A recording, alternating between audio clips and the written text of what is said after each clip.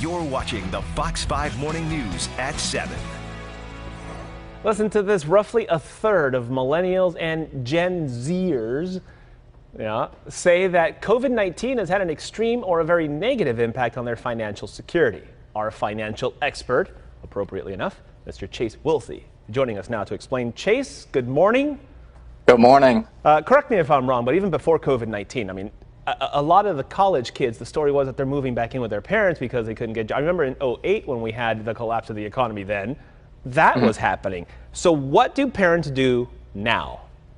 Yeah, well, obviously there's no secret. I mean, we had some problems with it before as, student debt was on the rise. But now with the whole COVID situation, I mean, no secret that millions of Americans are having difficulties with employment. Yep. So as a parent, how can you actually step in and help? Number one, very important to look at saying, well, financially, can I help? A lot of parents, they love their children. They want to step in and help. But if you can't afford to do so financially, you have to remember, if your credit gets messed up because you're helping your kid, now the whole ship might sink. Also, your time to retirement is a lot shorter than your children. So if you're not saving for retirement, people say, oh, it's okay, I'll just work an extra 5 years. Well, what if you can't? You have to, again, put your retirement first. And it sounds a little selfish, but again, look at the situation saying, well, if my retirement suffers, then they might have to come out and help me later down the road. So I have to look at the big picture. As a parent, there's other things you can do rather than just the financial side.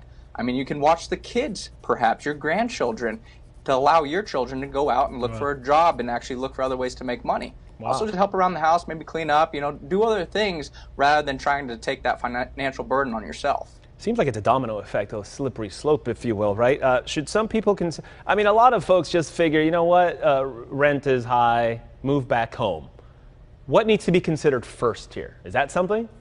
Yeah, I mean, this is an option to consider. I would look at a couple different questions. Ask yourself, ask your family, what's going on with the children? Number one, do they have potential streams of income? Yeah. Let's not forget, unemployment insurance was elevated during this pandemic, and I do believe that they will have extended unemployment insurance, maybe not the $600 level, but I do believe that's coming around the corner. We had stimulus checks, likely another round of stimulus checks, so they might be okay financially.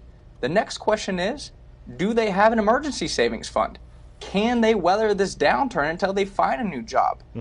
Last thing that you have to consider, are they going to incur high interest rate debt? If they're just racking up bills on the credit card, oh my gosh, that is terrifying because now you're paying, 25, 26% interest at times. That could actually just destroy their financial situation. That would make the most sense of saying, hey, maybe moving back in is a great option. I tell you what, and we've done stories and segments on this, when you say emergency savings, this and that, most people still don't have much in their emergency savings. Yeah, and I say generally about 3 to 6 months of non-discretionary expenses. Very important to set that up. That includes things like your rent, your car payment, food, water. You have to have that established because you never know what the future holds. Unfortunately, this situation is kind of showing the inefficiency a lot of people have had with their financial situation. I was going to say, I mean, this is like a slap in the face of reality here, why that's important. We're seeing it right now. How can parents help kind of reset their kids' financial stability, if you will? The big thing I look at here is if you do allow them to move back in, if that is the option you pursue, don't just say, okay, move back in. There was obviously some problems. I said a slap in the face saying those children were not financially stable. They need to improve their financial literacy. Have a plan set up of saying, number one, when you move back in, let's establish that emergency savings fund.